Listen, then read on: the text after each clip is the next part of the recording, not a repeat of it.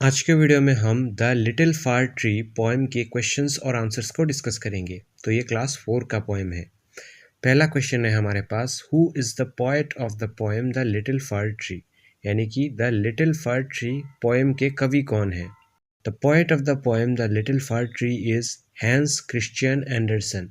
तो the little fir tree poem के जो पोएट है वो है Hans Christian Andersen. What was the name of the magician? तो जो जादूगर था, जो मैजिशियन था, उसका नाम क्या था। The name of the magician was Shetty. तो जो जादूगर था उसका नाम था शेट्टी।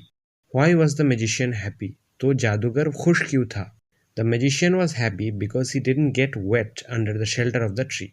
तो जो जादूगर था वो इसलिए खुश था क्योंकि बारिश देखकर जब वो पेड़ के नीचे छुप गया तब वहाँ पे वो भीगा नहीं, वो सूखा रहा, इसलिए वो खुश था। How many wishes did the magician offer the tree to reward? तो जादूगर ने पेड़ को कितने विशेस मांगने के लिए बोला। The magician offered 4 wishes to the tree to reward. तो मैजिशियन ने पेड़ को बोला कि मैं तुम्हारे 4 विशेस को पूरा कर सकता हूँ। What was the first wish of the tree? तो पहला विश क्या था पेड़ का।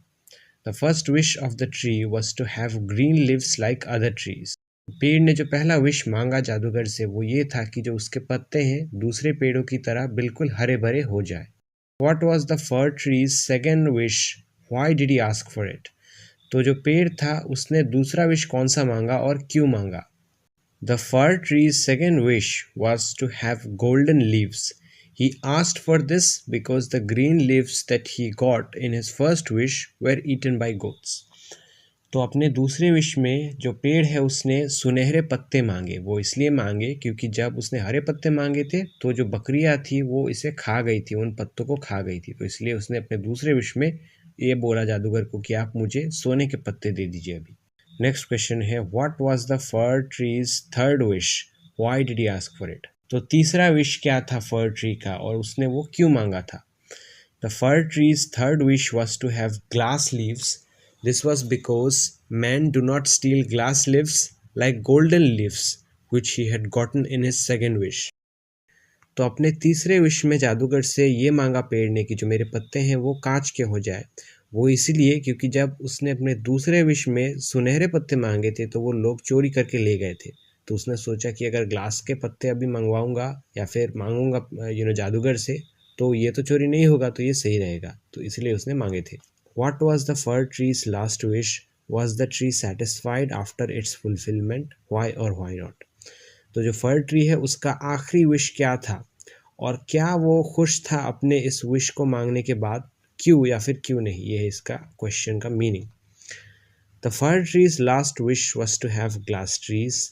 No, the tree was not satisfied after its fulfillment because the blowing wind broke all the leaves.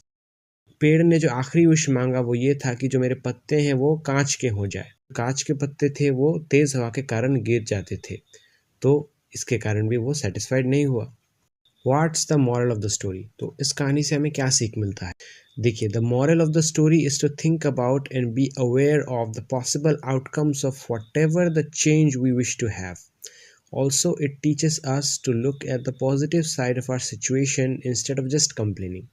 तो पहला सीख तो हमें इस पोएम से ये मिलता है कि जब भी हम कोई भी चेंज मांगते हैं, जब भी हम नेचर से बोलते हैं कि हमें ये दे दो, वो दे दो, हमारा ये चीज़ चेंज कर दो, वो मांगने से पहले हमें ये भी सोचना पड़ता है कि अगर वो चेंज हो गया तो इसके रिजल्ट्स क्या हो सकते हैं, क्या हम उनके लिए तैयार हैं, क्या हम उन्हें एक्सेप्ट कर पा रहे हैं पहले से ही। दूसरा चीज़ हमें ये सिखाता है ये पोएम कि हमारा कोई भी सिचुएशन हो, कोई भी प्रॉब्लम हो, हमें सिर्फ नेगेटिव साइड को देखकर कंप्लेन करते नहीं रहना चाहिए, हमें उसके पॉजिटिव साइड को भी देखना चाहिए।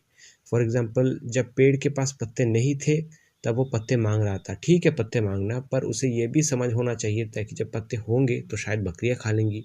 फिर जब सुनहरे पत्ते मांगे उसे ये भी सोचना चाहिए था कि ये चोरी हो सकता है।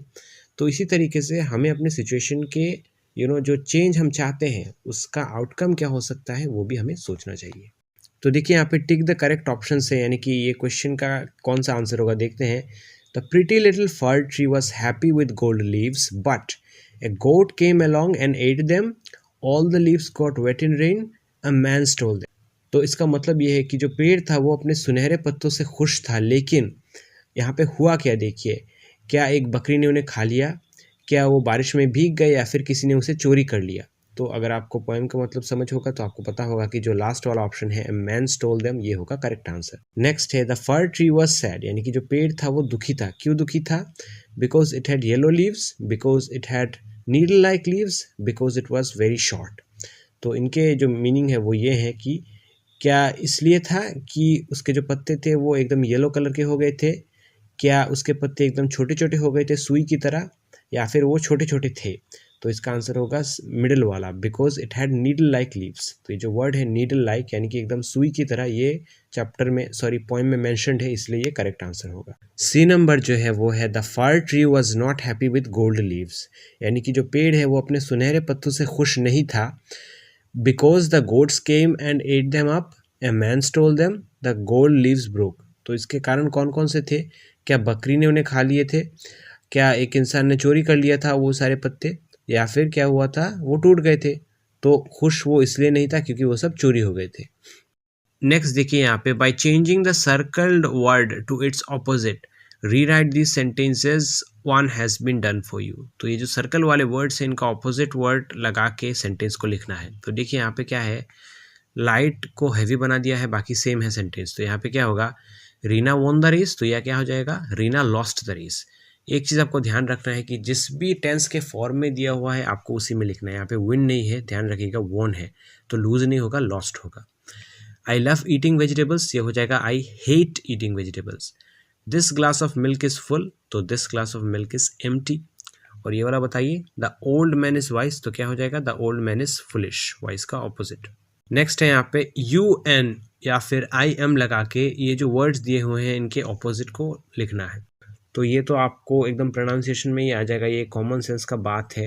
हैप्पी के साथ तो इम हैप्पी कभी नहीं होता, ऑब्वियसली अन ही होगा, तो अनहैप्पी। पोलाइट क्या हो जाएगा, इम्पोलाइट। सीन हो जाएगा अनसीन, प्रॉपर हो जाएगा इम्प्रॉपर, लकी हो जाएगा अनलकी, पॉसिबल हो जाएगा impossible, important unimportant, perfect imperfect, healthy unhealthy, safe unsafe, patient impatient, और प्योर हो जाएगा इम्प्योर। नेक्स्ट देखिए यहाँ पे जो भी ब्लू कलर के वर्ड्स हैं उनका ऑपोजिट वर्ड लिखना है। तो लव्ड क्या हो जाएगा, हेटेड, क्योंकि पास्ट फॉर्म में है इसलिए जो ऑपोजिट है उसका भी पास्ट फॉर्म ही लगेगा। उसके बाद हमारे पास है गो आउट, तो ये हो जाएगा कम इन, कम हो जाएगा गो। उसके बाद है एवरीवेयर, तो नो वेयर। डाउन हो जाएगा अप, लॉस्ट हो जाएगा फाउंड, नोवेयर हो जाएगा समवेयर, क्राइंग हो जाएगा लाफिंग, और हैप्पी हो जाएगा अनहैप्पी। फिर देखिए यहाँ पे है rewrite the passage below using capital letters when necessary. तो ये जो पैराग्राफ दिया हुआ है यहाँ पे, जहाँ पे भी कैपिटल लेटर का ज़रूरत है वहाँ पे डालेंगे। तो देखिए सबसे पहले ही यहाँ पे ओ जो होगा कैपिटल होगा, क्योंकि सेंटेंस का जो फर्स्ट वर्ड है। उसके बाद सैटरडे का एस होगा, आफ्टरनून। उसके बाद देखिए अमरजीत जो है एक इंसान का नाम है, तो ए कैपिटल होगा। एंड हिज लिटिल सिस्टर रानी, तो रानी का आर भी कैपिटल होगा। उसके बाद देखिए पिकनिक टू इंडिया, इंडिया का आई कैपिटल होगा।